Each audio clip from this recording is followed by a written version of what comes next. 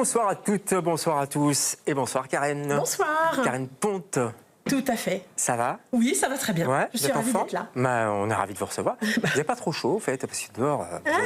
Dehors, il fait très chaud, mais en même temps, je préfère ça que la pluie. Hein, donc, oui. allons-y, la chaleur. Surtout que la pluie, vous connaissez, vous venez de Picardie. Oh, ça, c'est une le vue gros de l'esprit. cliché, le gros cliché. C'est une vue de l'esprit. On a des fois le soleil. Ça existe, le soleil Oui, tout à Maubeuge, enfin bon, vous, c'est Amiens. Mais...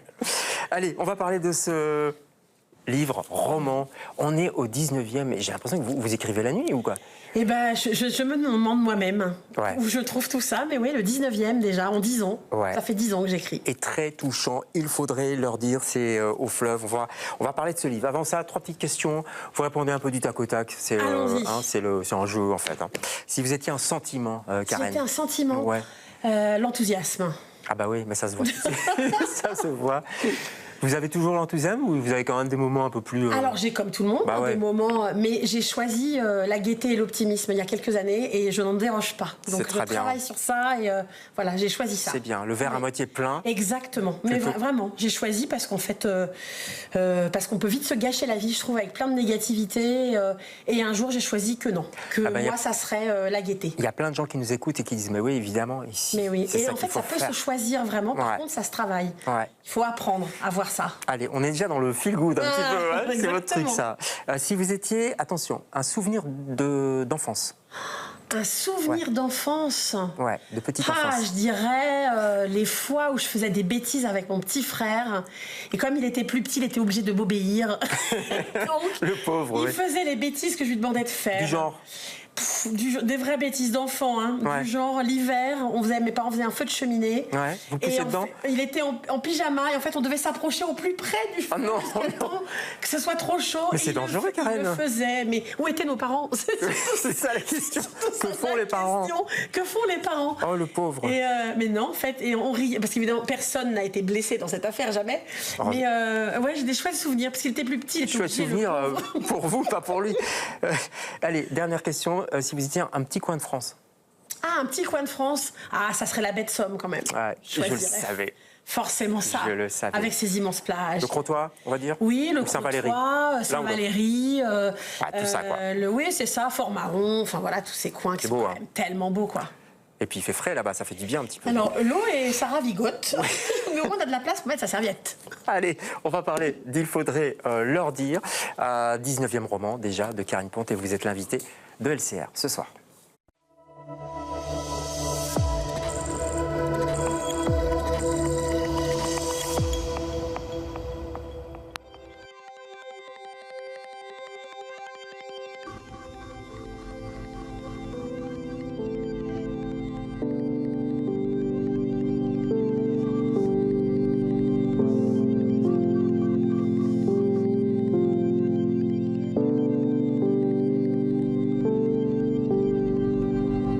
Je vois des fleurs sur le bitume. Leur course s'achève ici. Je connais leur solitude, la mienne aussi. Je ne sais plus qui je suis. Comme cette nuit est longue, je fais le tour de la ville. Poursuivi par une ombre. Ouais, je sais que le temps passe. Ouais, je sais qu'on n'y peut rien. Mais regardez les choses en face, je ne sais plus bien. Dis-moi ce qu'on devient. Retrouver la clé plongée dans le puits. Essuyer la perle couverte de suie. Comme des enfants danser sous la pluie. Voilà, ça se coupe un peu brusquement, mais c'est beau. Hein. Dis-moi ce qu'on devient. Tout à fait, très belle chanson. Arthur Thibault, le feu de Chatterton. Dis-moi ce qu'on devient. J'ai mis ça parce que ça me fait un peu penser à votre c'est histoire. vrai qu'on est tout à fait dans le thème. C'est bien choisi. Ouais. C'est bien choisi. Que deviennent les amitiés quand les années passent? Eh bien, c'est toute la question du roman, et surtout, que peuvent-elles ne pas devenir éventuellement si on les entretient pas. Ouais. Donc, c'est important de les entretenir, c'est ça que ça montre aussi. Pour moi, clairement, l'amitié, ça se décrète pas. On peut très bien se dire, mais oui, on se reverra, t'inquiète pas. Mais en fait, si personne n'y met du sien et s'il n'y a pas un investissement de chacun, clairement, ça meurt à un moment donné. Ouais. Donc, c'est particulier à l'amitié, je trouve. C'est encore autre chose que les histoires d'amour, etc. Oui, l'amitié, c'est de l'entretien, en fait. Ah bah oui, je crois que c'est comme une plante, ça s'arrose à un moment donné, parce que si on prend pas des nouvelles de la personne, si on s'intéresse pas à elle, comme la vie peut nous séparer évidemment, soit de ville, soit de métier ou de tout un tas de choses, bah, si on n'entretient pas, bah, à un moment donné en fait ça s'étiloche et puis ça meurt quoi. Ouais, c'est le temps qui ronge un peu tout ça. 30 ans ici. Oui. 30 ans, c'est pas rien. C'est la première fois que vous écrivez dans un espace-temps aussi large. Hein. C'était un vrai enjeu pour moi. Oh, j'imagine, on va en parler. Parce qu'il faut les tenir, les personnages. Hein. Il y a 6 personnages, donc 30 ans d'espoir, 30 ans de déception, de silence, de secret, de rêve aussi. Hein. Enfin, la vie, quoi, tout simplement. Oui. C'est 30 ans de vie. 6 personnages qu'on suit. Alors, il y a une astuce, évidemment, parce que, voilà, vous dites, on va suivre ces personnages, on va avancer avec eux, mais il faut trouver quand même des petites astuces pour tenir les gens en haleine aussi. Et oui, bah, c'était en fait, quand j'ai commencé à écrire ce roman, je savais que je ne voulais les voir ensemble que tous les 5 ans. C'était vraiment mon objectif. Sauf qu'entre 5 ans, il se passe des choses. Et je me disais, comment je vais faire pour que le lecteur sache, et en même temps, ils ne seront pas là pour raconter, puisque je ne les veux ensemble que sur ces 5 ans. Et donc, je me suis dit qu'en fait, la vie nous offre plein de documents qui donnent des nouvelles de nous. Tout à fait. Et donc, j'ai réfléchi à comment est-ce qu'on donne des nouvelles d'une manière originale. Et donc, m'est vue toute cette idée de lettres, de faire part et tout ça. Voilà, on va pas trop le dire, mais faire part de naissance, diplôme, lettres, enfin bon. C'est ça, il y a tout un tas de documents en fait qui disent ce qu'on devient et qui fait que le lecteur, quand il retrouve les personnages, il sait en fait où ils en sont. Ouais, ça commence en 1995, on est à la fin de l'année scolaire, donc ces 6 amis, je vais les citer, tiens, parce que vous les aimez bien, vos personnages. Oui, je les aime beaucoup. Alexandre, Julie, Anthony, Adrien, le rigolo, je crois, c'est lui, Ludivine et Florence. Oui. Voilà, ils viennent d'avoir leur bac. C'est le début de l'été, quoi. Hein. Et alors, le point de départ, c'est une chanson de Patrick Bruel. Ça, j'imagine que, place des grands hommes. Le sens du timing. Mais... Ouais, vous êtes mordu les doigts après en disant, pourquoi j'ai parlé de ça? Oui, c'est sûr que c'était, c'est comme ça. Hein. Ouais. Après, moi, je parle d'une chanson qui est, la chanson est belle, générationnelle. On voit la pochette, là, de... Et puis qui est générationnelle, en fait. Je crois qu'on a tous en tête cette promesse que se font ses amis. Et en fait, cette chanson, elle raconte ça. Et donc, ils l'entendent à la radio. Et donc, voilà, c'est le point de départ de ces années-là, quoi. Quand même, dans la chanson, il dit, j'ai pas flotté tranquille sur l'eau, j'ai pas nagé le vent dans le dos. C'est ça, en fait, quoi. Oui, c'est pas tranquille, la vie. Ah non, et puis alors là, pour les 6, elle est vraiment pas tranquille. Hein. Je pense qu'elle leur roule dessus à tous à un moment donné. Et en fait, j'avais vraiment envie de raconter comment est-ce que, quand on est plein de rêves, plein d'envie au départ, à 18 ans, ça devient quoi, au fil du temps, entre celui qu'on est, qu'on pense être, qu'on croit qu'on va devenir, et puis la vie à l'épreuve de tout ça. Vous étiez comment, vous, Karen, à 18 ans? J'étais pas du tout la romancière que je penserais que je Ah non, vous n'aviez même pas ça en tête? Alors, en fait, je pensais que j'avais pas d'imagination. Non. En fait, je voulais être romancière quand j'avais 10-11 ans. Et vraiment, je disais, je veux être écrivaine. Et à 12 ans, je me suis dit que j'avais pas le talent, j'avais pas l'imagination, je saurais pas faire. Et donc, j'ai enfermé tout ça au fond de moi. Oh. Et donc, à 18 ans, je suis partie faire des études de droit que j'ai fait pendant 5 ans, etc. Et à aucun moment, je pensais à la romancière que je deviendrais. Et c'est fou, finalement, quand on voit la vie, qui se ramène un peu. Et au final, je suis la romancière que je voulais être à 12 ans.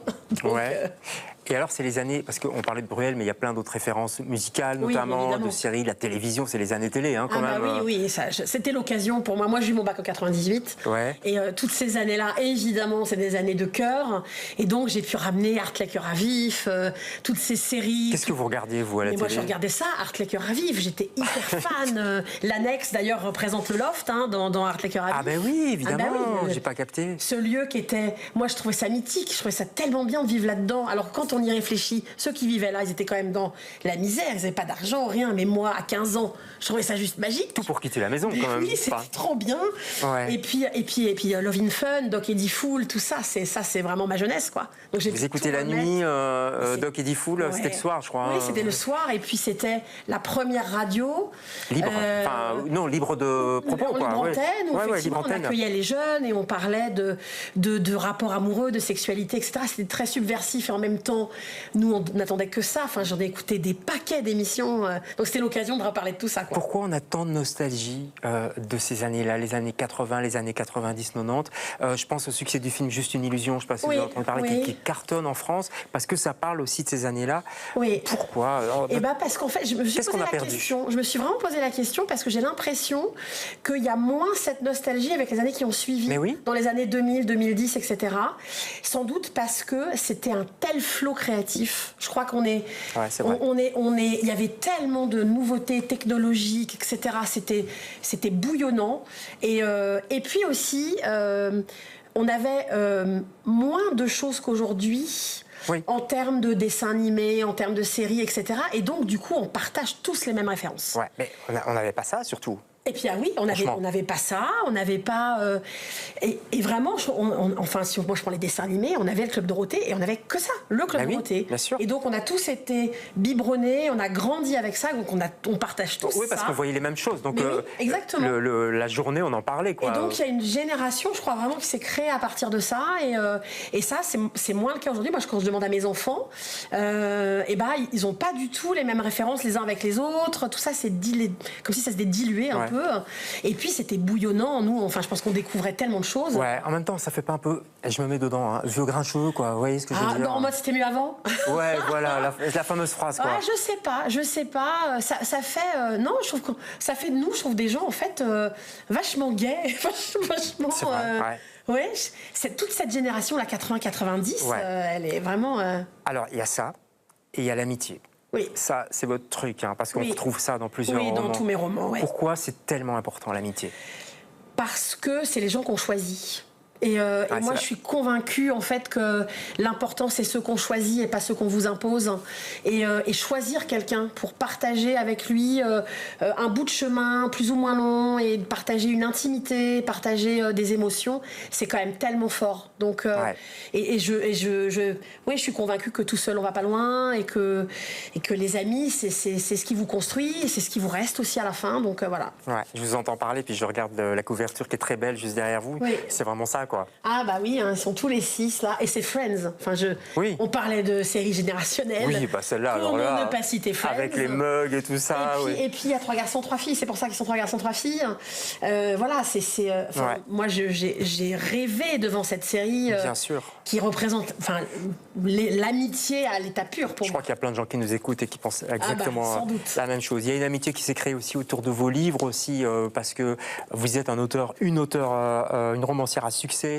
Dont les œuvres se sont écoulées quand même à plus de 500 000 exemplaires, je crois, en tout. Oui, on en est même à on est pas loin du million, je crois. La dernière fois que j'ai regardé, on est autour de 900 000. Ça vous donne pas le vertige, ça, Karen? En fait, c'est très irréel. J'y pense pas comme ça. Mais c'est marrant parce que parfois, quand je fais mes courses, j'ai des gens qui me disent « Oh, vous êtes Karen Ponte !» Donc, c'est très marrant. Mais, ça, c'est sympa. Oui, c'est sympa parce que c'est pas trop tout le temps. Mais non, c'est très irréel. Non, mais quand on voit les fils qu'il y a à la FNAC, pour ne pas le citer, ou dans d'autres librairies... ça fait plaisir. Ah ouais. Ça fait plaisir. Les gens vous disent quoi?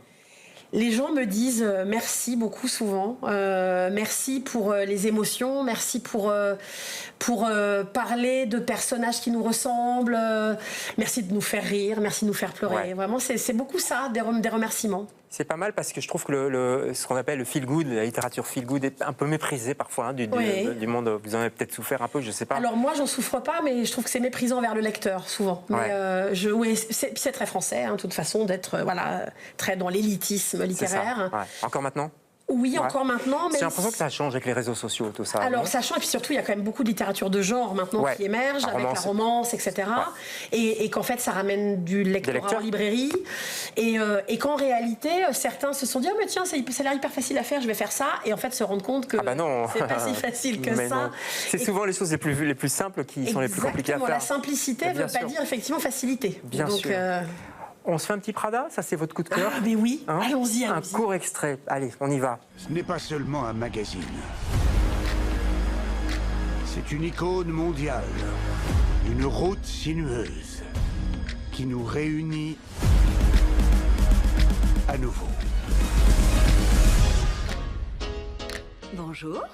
Tiens, regardez un peu ce que l'armée du salut nous ramène. Alors, vous aimez Le Diable s'habille en Prada? Ah, mais 2. oui, j'adore. Vous avez été le voir au cinéma? Je suis allée le voir au cinéma. 2 fois, 3 J'étais fois. le premier jour de la sortie. Non. Parce que Meryl Streep, quand même, quelle Ouais. queen. Quand même, cette actrice extraordinaire et ce personnage qu'on adore détester, qui est juste des fois odieuse et en même temps tellement brillante. Oui, j'adore. Et puis ça faisait 20 ans qu'on attendait la suite. Donc, Ah bah ouais. J'allais dire, c'est presque comme vos mais personnages. oui, et hein, puis ouais. même casting, c'était quand même hyper chouette d'avoir les mêmes personnages, le même casting qu'on retrouve. Ah non, moi j'ai adoré, je suis une grande fan. Non, bah, vous êtes en train de me convaincre. Moi, je l'ai pas vu, Ah, mais donc si, je vais aller faut. voir. Il faut. Je Et vais moi, aller voir. je l'ai trouvé très réussi. C'est encore en salle, ouais. Cette suite, il y a beaucoup d'humour. Ouais, moi, j'ai trouvé vraiment très réussi. Bon, ben moi j'ai ma soirée, je vais aller au cinéma, et puis quand je vais rentrer, je vais lire Karen Ponte, je vais relire Karen Ponte. Il faudrait leur dire, ça fait du bien. Eh ben, C'est un fait du merci. bien, et on regarde nos amis différemment, Oui. même nos amis qu'on n'a pas appelés. Mais j'ai des lectrices qui m'ont dit, mais après avoir lu ce livre, j'ai rappelé des anciens copains. Complètement. Et ça, je trouve que c'est le plus merveilleux des cadeaux qu'on peut faire à ce roman. Complètement, c'est la troisième chose que je ferai ce soir, c'est les rappeler. Merci Karen d'être Merci passée à chez nous. vous. Nous on se retrouve demain avec d'autres invités. Bonsoir.